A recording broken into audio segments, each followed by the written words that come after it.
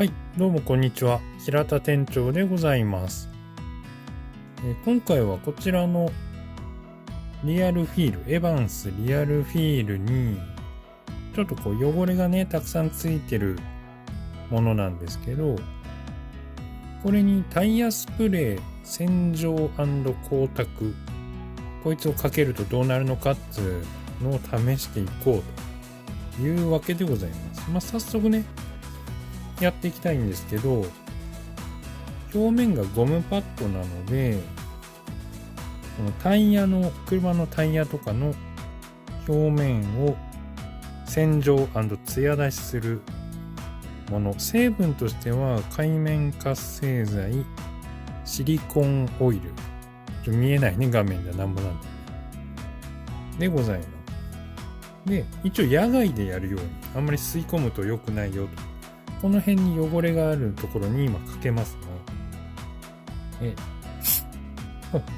なるほど。これ振った方がよかった。使用前に缶をよく振る。ちょっと拭きます。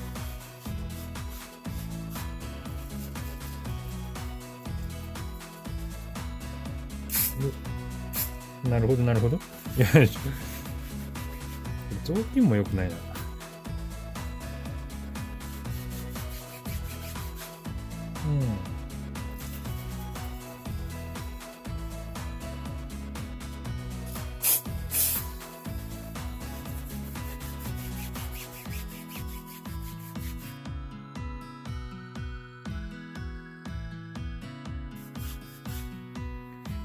直接吹きつけるよりは、タオルかなんかにやって拭いた方が良さそうですね。結構がっつりタオルに染み込ませても良さそうですね。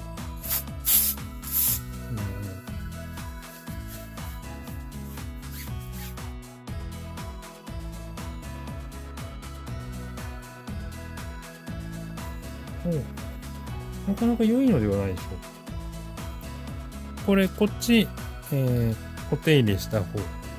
こっちしてない方です。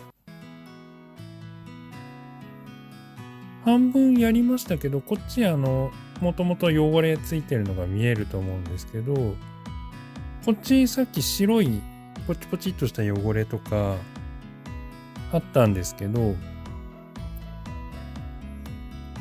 見えなくなってますね。綺麗になってま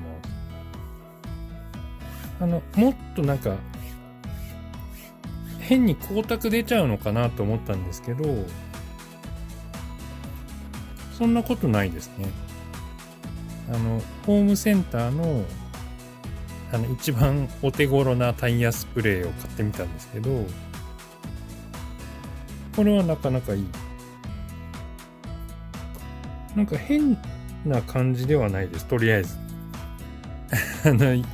汚れを落としたりとか、お手入れするにはこういうタイヤのスプレーはありなのかなという感じですね。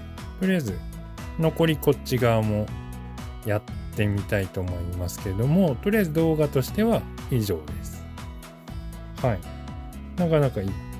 練習パッドがゴムのものの場合はこういうタイヤスプレーありだと思うので、よろしかったら参考にしていただければと。それではこの辺、平田店長でございます。